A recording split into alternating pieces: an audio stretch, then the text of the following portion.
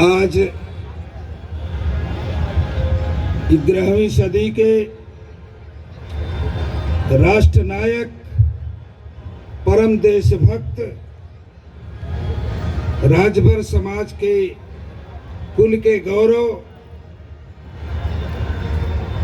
महाराजा सुहेलदेव जी के 1016वीं जयंती के अवसर पर हम लोगों के बीच में मंच पर बैठे हुए हमारे वरिष्ठ साथीगण, आज के चीफ गेस्ट आदरणीय जज साहब अनिल राय राजभर जी, हमारे बहुत ही सहयोगी, हमको हर समय हर तरह का सहयोग प्रदान करने वाले हमारे छोटे भाई ओम प्रकाश राजभर जी, हमारे अग्रज विद्वान साथी, हमको समय समय पे दिशा निर्देश देने वाले आदरणीय एम.बी. राजभर जी, इस राष्ट्रीय राजभर सेवा संघ के हमारे समस्त संस्थापकगण आदरणीय एम.बी. रामभुज राजभर जी, आदरणीय राजपत जी, आदरणीय पुरुषोत्तम जी, बंसराज जी और यहाँ पर उपस्थित हमारे राष्ट्रीय राजभर सेवा संघ के वर्तमान अध्यक्ष भाई अनिल राजभर जी, महामंत्री भाई अखिलेश जी और समस्त पदाधिकारीगण, साथ ही साथ हमारे बहुत अच्छे मित्र, पुराने सहयोगी, पहले से हमारा हर कदम पे साथ देने वाले पूर्व अध्यक्ष आदरणीय दयानंद भारद्वाज जी, भाई राजकुमार भारद्वाज जी, संचालक जी, अंगिरा मुनि जी और हमारे प्रमोद राजभर जी, हमारे साथ चल कर के आए आदरणीय कैप्टन सुरेश राजभर जी और मंच पर हमारे इंजीनियर साहब नरेंद्र जी, हमारे पुराने साथी गोपाल जी, तमाम हमारे मंचस्थ जितने भी साथी हैं, उनका तहे दिल से मैं शुक्रिया अदा करते, उनका धन्यवाद करते, उनका अभिनंदन करते हुए 2 मिनट में अपनी बात कहूँगा कि आज जिस महापुरुष की जयंती के लिए आए हैं, सबसे पहले तो मैं आप सभी को महाराजा सुहेलदेव जी की जयंती के अवसर पर बधाई देता हूं, धन्यवाद देता हूं और शुभकामना व्यक्त करता हूं कि जिस तरह से महाराजा सुहेलदेव जी ने आज से 1016 वर्ष पहले जब उनका जन्म हुआ, उसके बाद उन्होंने जो इस देश की एकता के लिए, देश की अखंडता के लिए, देश की संप्रभुता के लिए, देश की संस्कृति और सभ्यता की रक्षा के लिए जिस तरह से संघर्ष किया, किससे संघर्ष किया, उन विदेशी आक्रांताओं से संघर्ष किया। कब संघर्ष किया? लगभग 1000 वर्ष पहले संघर्ष किया।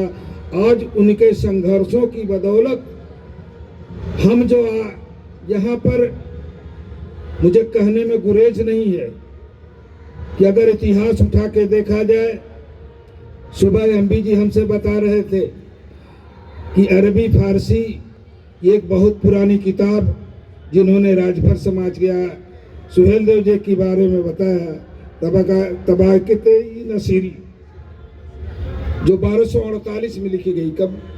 1248 में लिखी गई थी। उसमें भर जाति को बरतुह कहा है, बरतुह, और ये भी लिखा है जब वो मिस्टर नेविल, जब अंग्रेज अफसर थे, उन्होंने अपने पुस्तक में उस बरतुह को भर लिखा है, उसका अनुवाद करके। मतलब तब हम लोग इतने शक्तिशाली हमारे शासक थे।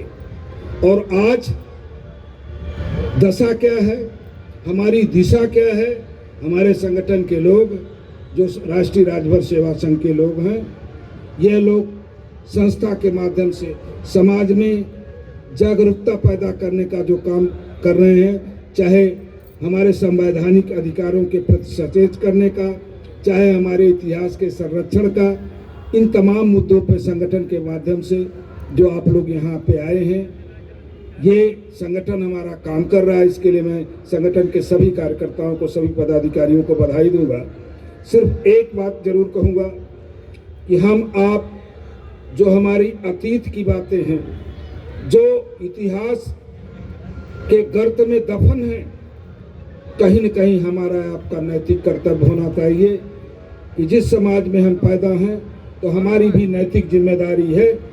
अगर दयानंद भारद्वाज जी, अनिल राजभर जी और राजकुमार जैसे तमाम साथी अगर लिखने पढ़ने का काम कर रहे हैं, ओम प्रकाश जी जैसे सर्विस में रह के मुझे हर जगह कुरेदने का कि ये करना है, अनिल जज जी हम लोगों को समय समय पे जो सुझाव देने का काम करते हैं, तो आप लोग भी कहीं न कहीं अपना नैतिक दायित्व समझ करके आप भी अपने मन से चिंतन करें कि आप वास्तव में आप तो हम अपना पेट पर्दा चला रहे हैं, लेकिन हम आने वाली पीढ़ी को क्या दे के जाएंगे, कौन सा इतिहास बना के जा रहे हैं।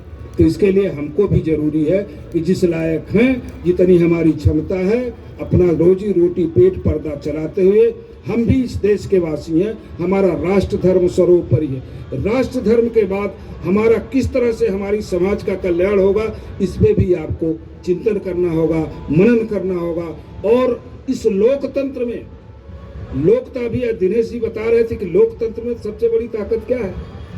आज लोकतंत्र में संविधान है, संविधान में नियम कानून है।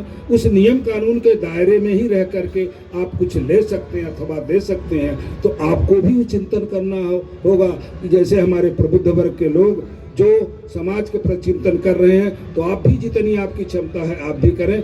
इन चंद अपीलों के साथ अनुरोध करूंगा, जहां तक सुहेल देव जी की बात है, जाति का सवाल है, और तो विषय मैं छोड़ करके सिर्फ जाति के सवाल पे आता हूँ।